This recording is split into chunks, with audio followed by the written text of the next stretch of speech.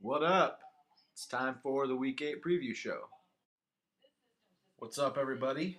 Um, Time for Week 8, our second rivalry week of the season. I'm going to do the same pattern I usually do at the preview show, talk about the Week 7 matchups, take a look at the standings and power rankings, and then um, maybe do a stat of the week if I can find one, and then look ahead at the Week 8 matchups. We'll hop right into the Week 7 matchups now. First one, my team beat Nutcracker's Bitch 126.7 to 91.1. I was led in scoring by AJ Green, who's now the number one fantasy receiver, surprisingly, with 32.5 points. And Ring was led in scoring by Fred Jackson with 18.5. Um, Matchup probably would have been a lot closer if Jay Cutler wouldn't have left with injury. But either way, I'm glad I pulled out the victory. I moved to 6-1 on the year, and Ring falls to 3-4.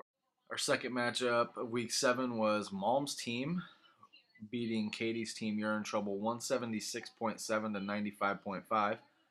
Definitely put the beat down on this week.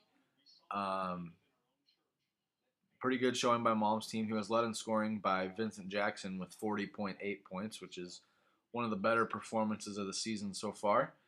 And Katie was led in scoring yet again by Jamal Charles with 19.3 points. Our third matchup was between Tony's team, Homosexual Tendencies, and Josh's team, Team of JJ's. Tony also put the beat down on, and Josh loses his second in a row. Tony won this matchup 177 to 95.7. So, huge win for Tony there, and it's nice to see Josh's team struggle a couple weeks in a row. It gives everyone else a little glimmer of hope. So, um, Tony was led in scoring by Calvin Johnson, and Josh was led in scoring by Peyton Manning. And the final matchup was between Brady's team and John's team. Brady won this matchup 129.8 to 85.6.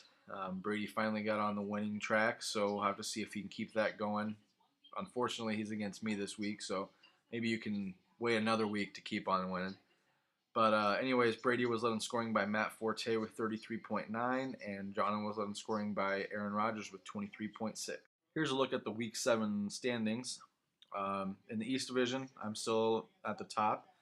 I've got a 6-1 record, which is the best in the league. Second place in the East is Malm's team with a 4-3 record. Third place in the East Division is Tony's team, Homosexual Tendencies. He's got a 3-4 record.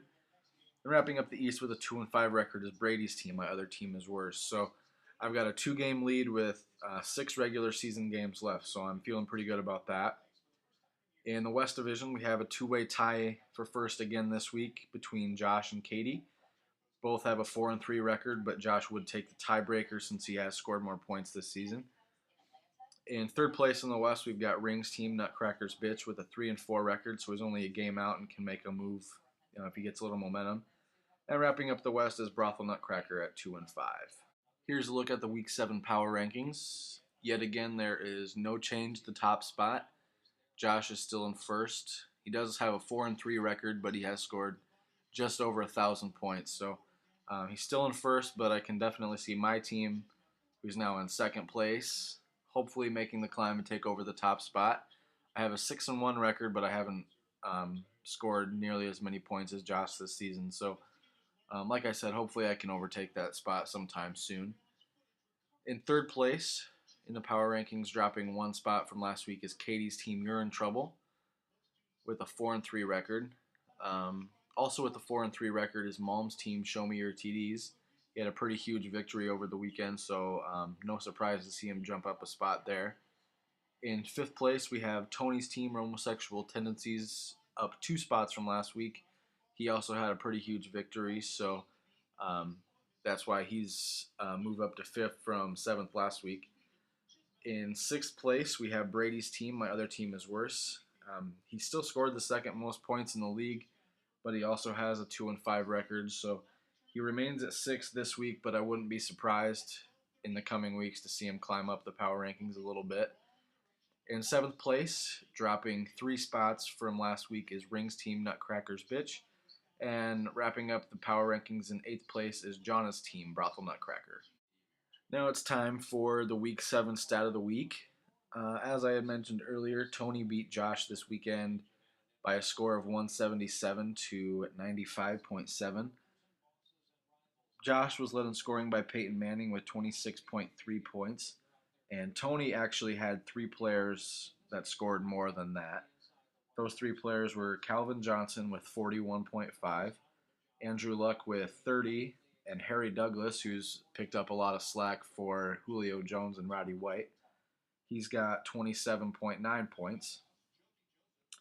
Those three combined would have scored 99.4 points by themselves, which actually would have beaten Josh's entire team. So uh, props to Tony on that. That's a huge victory for you there.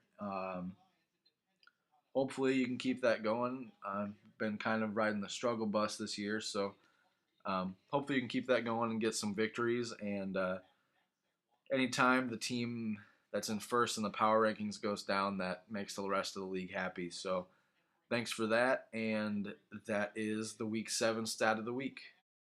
All right, here are the Week 8 matchups. First matchup is between Malm's team, Show Me Your TDs, and Tony's team, Homosexual Tendencies. These two were the two highest scorers last week. They were only separated by like zero point 0.3 points, so this should be a pretty good matchup this week. Good luck to both of you in that one. In the next matchup, we've got Ring's team, Nutcracker's Bitch, against Jonna's team, Brothel Nutcracker. Um, as we all know, Ring lost this matchup last time, but Ring's been pretty good as of late, and Jonna's been kind of struggling this season. So we'll have to see if Ring can get back his own team's naming rights this week. Our third matchup is between my team, the Teenage Mutant Ninja Turtles, against Brady's team. My other team is worse. I entered this matchup at 6-1, feeling pretty confident. So hopefully I can go 2-0 in rivalry weeks this week. But I definitely wouldn't be surprised uh, to see Brady win this one either.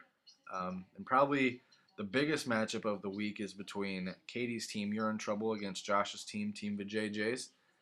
Both of them are 4-3, and they're tied for first in the division. So this one's a rivalry for naming rights, but also for first place in the division.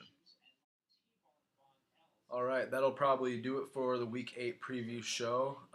Like I mentioned, this is the second rivalry week of the year. So if you win, make sure you send me a message somewhere, text me or Facebook or something, uh, to let me know what you want the other person's name to be. And if you lost last time and win this week, let me know what you want your name to be changed to, since you can change your own name back.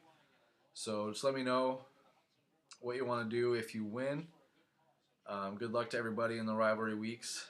I'm not entirely sure if I'll do a preview show next week.